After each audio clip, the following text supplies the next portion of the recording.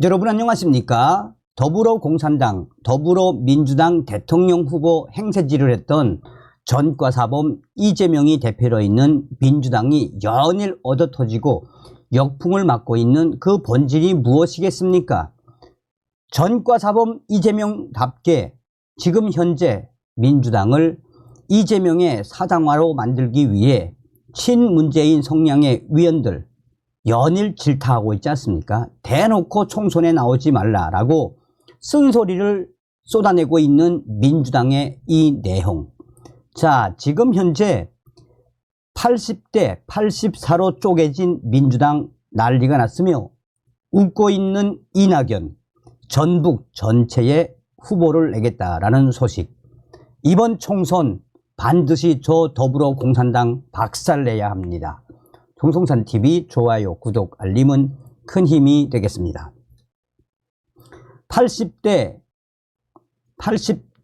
84 선거제 놓고 둘러 쪼개진 민주당 침묵 이재명의 선택은 더불어민주당이 4월 10일 총선에 적용할 비례대표 선거제 개편 방향을 놓고 반으로 갈라졌습니다. 비례대표 배분 방식과 관련해 현행 준연동형 비례제를 유지하자는 주장과 병립형 비례제로 회귀하자는 의견으로 팽팽하게 나뉜 상태입니다. 민주당 의원 80명은 지난 26일 국회 기자회견에서 발표한 입장문을 통해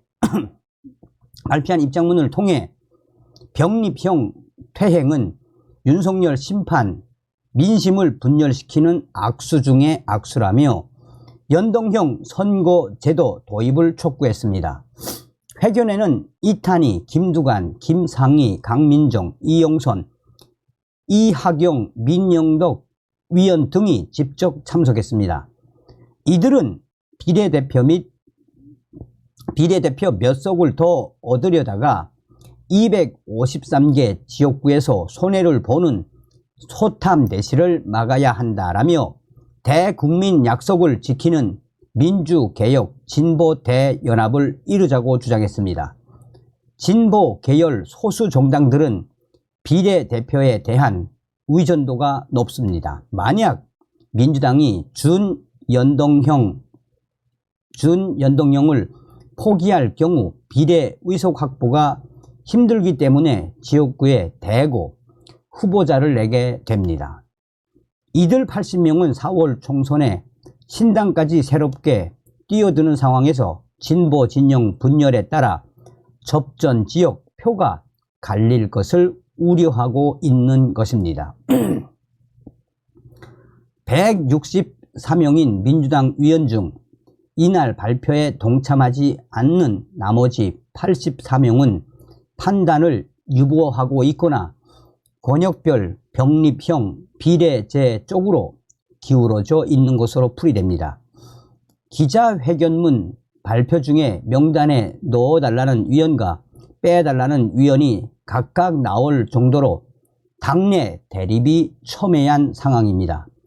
김정호 위원은 회견문을 낭독하는 도중 참여 의사를 알려와 명단에 포함됐고 최기상 의원은 발표 이후 명단에서 삭제를 요청해 빠지기도 했습니다.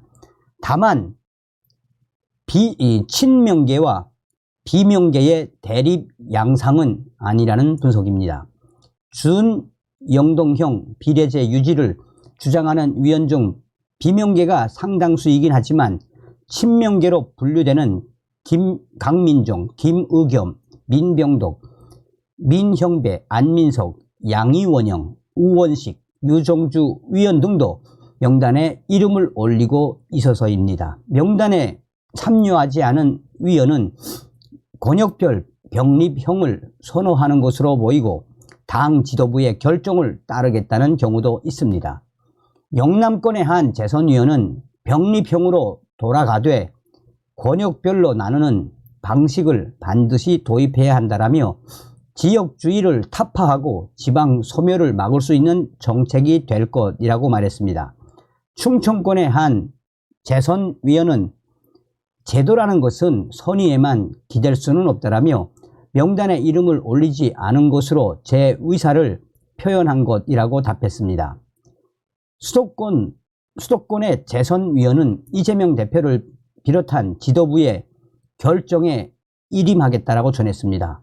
원내 수석 부대변인인 박주민 의원은 이날 라디오에 출연해 위견이 팽팽한 상태라 지금 결론을 내릴 수 있는 상황이 아니다라며 그때까지 결정을 미루겠다는 건 아니지만 과거 전례를 보니 외국 유권자들이 등록하는 2월 20일쯤 나름대로 데드라인이었다라며 개인적으로는 2월 초에 결정이 나야 할 것으로 본다라고 말했습니다. 자, 이런 상황에서 결정적인 키를 쥔 이재명 대표도 쉽게 결론을 내리지 못하고 고심하고 있는 것으로 보입니다. 당 지도부를 중심으로 권역별 비례제 도입, 지역구 비례, 이중 등록 허용, 소수 정당 의석 보장 등 여러 가지 방안을 테이블에 올린 뒤 병립형 회기에 반대하는 위원들과 협의할 가능성도 높습니다. 박주민 위원은 이재명 대표가 최고위원들과의 비공식 간담회 등을 계속하고 있는 것으로 알고 있다며 의견을 좁혀나가는 과정이 앞으로 있을 것이라고 밝혔습니다. 당 대표 정무조정실장인 김영진 위원은 이재명 대표가 개인의 판단과 결정으로 이끄는 것이 아니라 민주당, 야권, 시민사회 그룹의 의견을 수렴해 멀지 않은 장래에 결정할 것이라고 말했습니다. 이에 비해 국민의힘은 일찌감치 2016년 총선과 같은 방식인 병립형 비례대표제로 회귀하되 권역별 구분은 수용할 수 있다는 입장을 정한 바 있습니다. 다만 국민의힘도 준연동형 유지 가능성에 대비해 위성 정당을 창당하는 시나리오를 마련하고 있습니다. 지금 현재 핵심적인 건 무엇이겠습니까?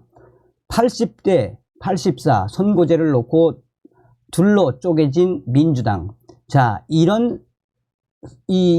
기사의 핵심은 바로 전과사범 이재명이가 어떻게 하든 이 연동형이든 준연동형이든 어떻게 하든 국회의원직을 유지하려고 꼼수를 부리는 이재명의 그 민낯이라고 해도 과언이 아니죠. 자, 민주당 지금 내용 속에 이낙연 신당 웃었다. 전북 모든 지역구에 후보 낸다. 호남 총선판 요동. 지금 현재 더불어민주당이 쪼개지고 계속해서 탈당이 이어지고 있는 충격 상황 중에 이낙연 전 대표는 웃고 있습니다. 이낙연 전 더불어민주당 대표가 이끄는 새로운 미래의 이석현 공동창당준비위원장은 지난 26일 전북의 모든 지역구에 후보를 낼 것이라고 선언했습니다. 사실상 이재명 당대표의 민주당을 향한 경고, 작심 발언이라고 해도 과언이 아닙니다. 이낙연 전 대표의 핵심 인사인 이석현 위원장은 이날 전북 특별자치도의회에서 기자회견을 열고 경제가 어렵지만 민주당은 사법 리스크에 매달려 민생을 돌볼 여력이 없다라며 올해 광역 자치단체 중 전북만 유일하게 예산이 줄었는데 이는 국회의원들이 유능하지 않기 때문이라고 주장했습니다. 그는 전북에서는 공천장이 곧 당선증이기 때문에 민주당 위원들은 당대표의 눈치만 볼 수밖에 없다라며 유권자들이 민주당이냐 새로운 미래냐를 선택하게 되면 위원들이 당이 아닌 도민들의 눈치를 보게 될 것이라고 말했습니다. 이낙연 전 대표의 핵심 이석현 위원장은 지난 주말 전주를 방문한 이낙연 전 대표가 콩나물 국밥집에서 냉대받았다라는 정동영 전 통일부 장관의 주장에 대해 완전한 날조라고 반박했습니다. 그는 그 국밥집은 처가가 전 주인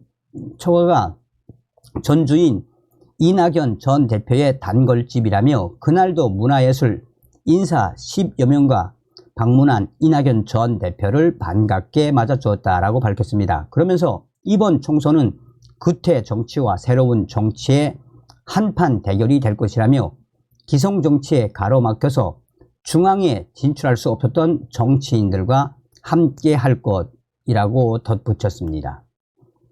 자, 이에 많은 네티즌들이 차라리 이낙연이 진짜 민주당의 정통이라고 본다. 이낙연 제발 열심히 해서 전과사범 저 민주당 좀 박살내달라.